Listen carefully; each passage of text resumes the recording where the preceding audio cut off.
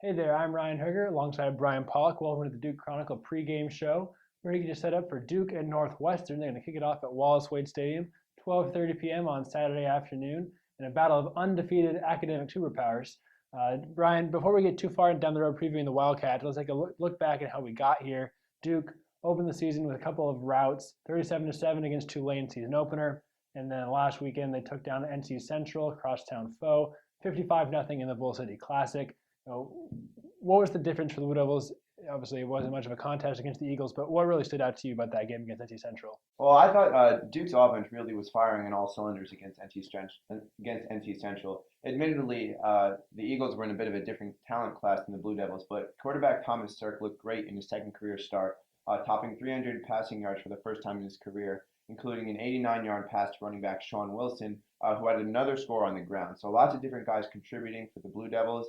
Freshman wide receiver TJ Rahman continuing to make a strong first impression.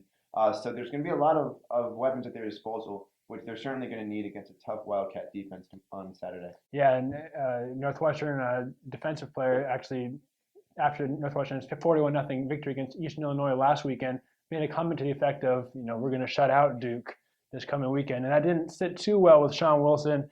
Posted a couple of tweets about it. So that's an intriguing matchup to watch there when the Blue Devils on offense can find the end zone against the Wildcats. You mentioned Northwestern, Brian. They're 2-0 as well.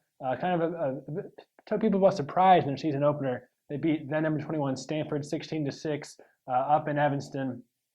Quarterback, they're starting a redshirt freshman at quarterback like Thomas Sirk. Only's got 2 career starts to his name.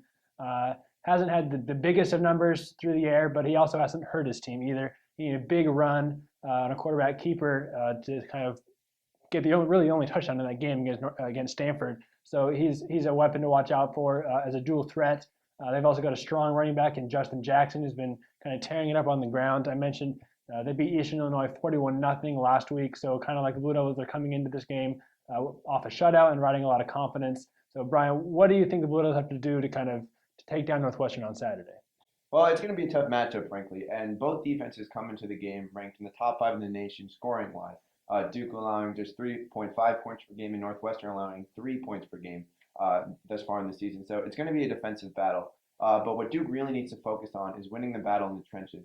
Northwestern's both offensive and defensive lines have really been standout for them thus far this year. Against the Cardinal when they upset a ranked Stanford squad, Northwestern rushed for 225 yards and allowed only 85. To a program really known for being able to exert its will in the running game. So that's going to be a big area for the Blue Devils to focus on, especially with a bit of an undersized defensive front.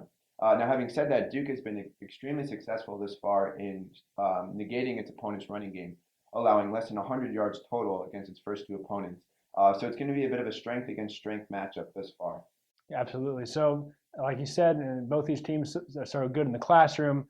Duke and Northwestern, Pat Fitzgerald for the Wildcats, David Cuckley for the Blue Devils, 2 smart football coaches. So it should be a pretty clean game in terms of penalty-wise on Saturday. So we'll have to see. Duke and Northwestern, 12:30 p.m. at Wallace Wade Stadium in Durham. Brian, you're going to be there on site. We'll look for you on Twitter at Chronicle Sports for your pregame and in-game coverage. So for Brian Pollack, I'm Ryan Hoerger. We'll see you guys later.